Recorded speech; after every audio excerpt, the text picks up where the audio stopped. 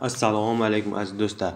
Bugungi video darsimda WinRAR dasturini o'rnatishni ko'rsatib beraman. WinRAR dasturini siz Telegram kanalimizda yuklab olishingiz mumkin.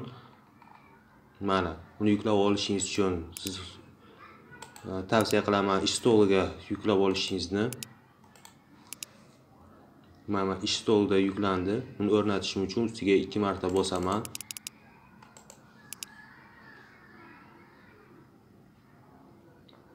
Bu yerda zapustit tugmasini bosishim kerak.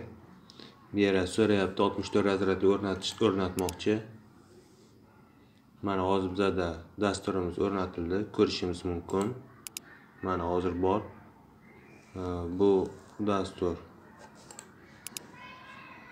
Ochib ko'rishimiz mumkin. Ya'ni dasturimiz ishlayapti. Siz bemalol dasturimizdan yuklab olishingiz mumkin. WinRAR asosiy vazifasi fayllarni arxivlashtirish, ya'ni bitta yoki bir nechta fayllarni bitta faylga qisib va hajmini kichraytirib, xohlagan Telegramga yoki pochtalarga yuborishingiz uchun ishlatiladigan dastur. Agar videom yoqqan bo'lsa, like bosing. Keyingi videoda ko'rishguncha sog' bo'ling.